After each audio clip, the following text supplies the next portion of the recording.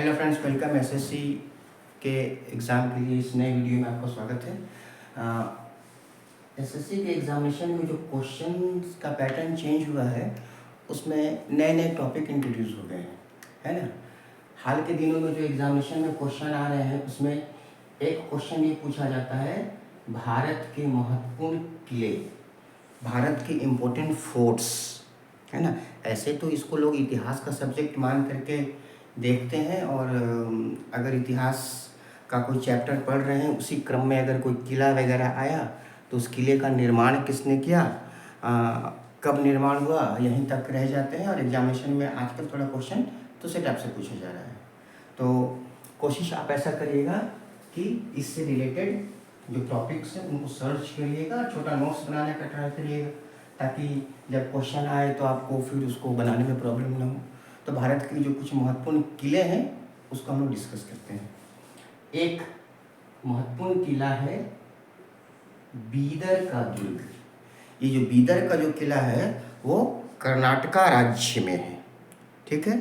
और बीदर जो है वो बहमनी राज्य की राजधानी थी। ऐसे तो बहमनी की पहली राजधानी गुलबर्गा थी, लेकिन बाद में जो अलाउद्दीन हसन जो बहमनी के सुल्तान थे उन्होंने अपनी राजधानी को गुलबर्गा से बीदर ट्रांसफ़र कर दिया। और उसके बाद जो पुराना वहाँ पर पहले से किला एग्जिस्ट कर रहा था हिंदू शासकों के द्वारा, उसको रिकंस्ट्रक्ट करवाया और उसको एक नया स्वरूप दिया, ठीक है। ये जो किला है वो हैपाजार्ड रैम्बस साइड में है, रैम्बस समचतुर्भुज, हैपाजार्ड रैम्बस, है ना। आपको किलों का जो स्ट्रक्चर है वो एग्जामिनेशन में पूछा जा रहा है आजकल कि निम्नलिखित में कौन सा किला अर्धवृत्ताकार है ना। कौन से किले की दीवार, भारत में किस किले की दीवार सबसे लंबी है, इस टाइप से क्वेश्चन पूछता है। तो ये हैपाजार्ड रैम्बस का टाइप का किला है। ये हैपाजार्ड मतलब अनियंत्रित, इसका कोई सीक्वेंस ना हो, है ना। अच्छा, इस किले के अंदर में गगन महल, रंगीन महल और दीवान ए आम, ये इम्पोर्टेंट स्ट्रक्चर हैं। किले के अंदर में जो छोटे छोटे स्ट्रक्चर होते हैं उनसे भी क्वेश्चन पूछा जाता है। तो यहाँ पर एक क्वेश्चन ये भी रहता है साधारण क्वेश्चन में कि बीदर का किला किस डायनेस्टी से संबंधित है। उसी तरह से तेलियागढ़ का किला, ये जो तेलियागढ़ का किला है वो झारखंड राज्य के साहिबगंज में स्थित है और इस किले को बंगाल का प्रवेश द्वार कहा जाता है, ठीक है। और इसी तरह से झारखंड राज्य में ही रोहिला फोर्ट पलामू में है, पलामू का किला ये भी पलामू में ही होगा, जिसे चीरो वंश के शासक प्रताप राय के द्वारा बनवाया गया था। उसके साथ साथ नारायणपुर का किला झारखंड के ही लातेहार डिस्ट्रिक्ट में है। और जब हम पुराने बिल्डिंग्स की बात करते हैं तो अगर किले से थोड़ा सा अलग हट करके हम लोग देखें तो आजकल एक स्ट्रक्चर काफ़ी पॉपुलर है, रानी की बाब। बाब का अर्थ होता है बावड़ी, है ना। ये जो बिल्डिंग है वो अहमदाबाद में है। अगर आप पर्पल कलर के 100 रुपये के नोट में देखेंगे तो रानी की बाब का चित्र बना हुआ है। ये जो रानी की बाब है उसको 2014 में यूनेस्को का हेरिटेज बनाया गया, ठीक है। और ये बिल्डिंग जो है वो 7 मंजिला ऊंचा है और इसका निर्माण रानी उदयमती ने करवाया था। बाब क्या होता है कि एक जलाशय की तरह होता है ना, जिसमें बरसात का पानी धीरे धीरे जमा होता है। तो रानी की बाब से काफ़ी क्वेश्चन पूछा जाता है। अच्छा, उसके बाद असीरगढ़ का फोर्ट, असीरगढ़ का फोर्ट मध्य प्रदेश के बुरहानपुर डिस्ट्रिक्ट में है और ये सतपुड़ा माउंटेन रेंज में आता है, सतपुड़ा माउंटेन रेंज के बिल्कुल पास में है। और इस किले को दक्कन की चाबी कहते हैं क्योंकि उस वक़्त मुग़ल पीरियड में और सल्तनत काल में ये माना जाता था कि जो बुरहानपुर के किले को नियंत्रित करेगा दक्कन पर, उसकी विजय आसानी से हो सकती है। उसी तरह से एक महत्वपूर्ण किला है रायगढ़ फोर्ट। ये रायगढ़ फोर्ट जो है वो महाराष्ट्र में है और परम आदरणीय छत्रपति जी महाराज शिवाजी महाराज ने अपना राज्याभिषेक इसी किले में करवाया था, और रायगढ़ जो है वो मराठा साम्राज्य की राजधानी भी थी। पायल का किला महाराजा अमर सिंह के द्वारा बनाया गया है, जो कि पंजाब में है। और एक महत्वपूर्ण किला है जिसने आधुनिक भारत के निर्माण में, नए भारत की संरचना में महत्वपूर्ण योगदान दिया, जिसको कहते हैं फोर्ट विलियम। फोर्ट विलियम का किला कलकत्ता में है, और ये ब्रिटिश किंग विलियम थर्ड के नाम पर रखा गया है। ये प्रारंभ में ब्रिटिश साम्राज्य की राजधानी रही, और यहीं से कलकत्ता शहर का विकास हुआ था।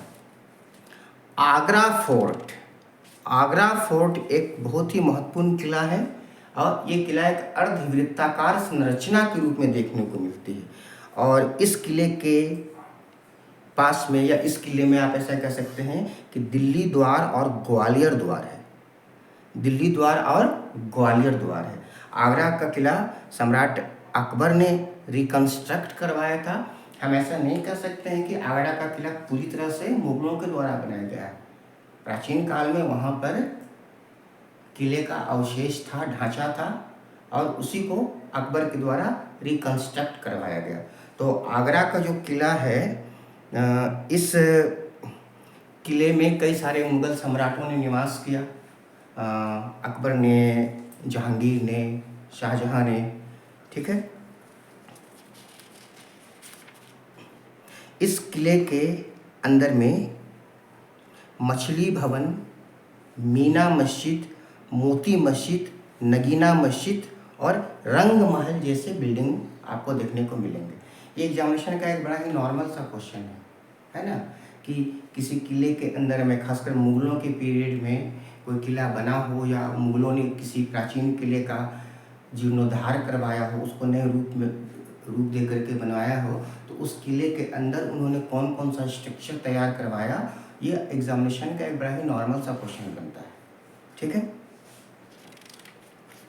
इस किले के अंदर में अन्य स्ट्रक्चर हैं, जैसे अंगूरी बाग, दीवाने आम, दीवाने खास, स्वर्ण मंडप, जहांगीरी महल।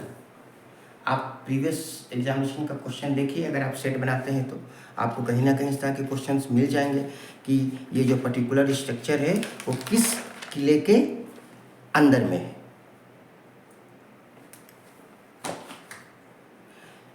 भारत का जो सबसे बड़ा किला है उसे बोलते हैं मेहरानगढ़ का किला।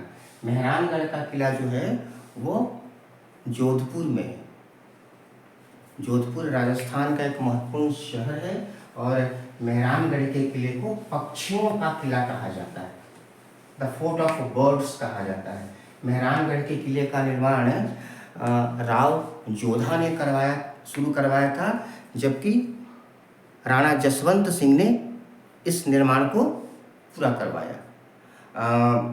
अब ये ध्यान में रखिएगा कि इस किले का निर्माण किसने प्रारंभ करवाया, इस किले को क्या कहा जाता है, कहाँ पर है, पता नहीं कितनी बार एग्जामिनेशन में क्वेश्चन पूछा जा चुका है।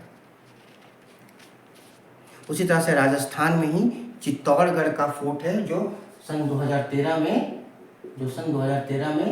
यूनेस्को का हेरिटेज 2013 में यूनेस्को का हेरिटेज डिक्लेयर किया गया था।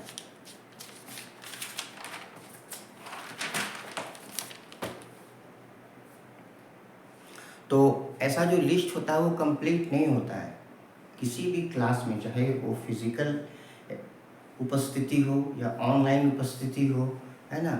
अगर वो कोई कह देते हैं कि ये कंप्लीट क्लास है, सब क्वेश्चन इसी से आ जाएगा, तो मुझे नहीं लगता है कि इस बात की कोई पॉसिबिलिटी है।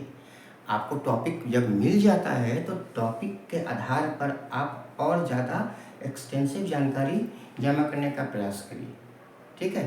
तो आज की क्लास में इतने रहने देते हैं, अगली क्लास में मिलते हैं। Have a good day.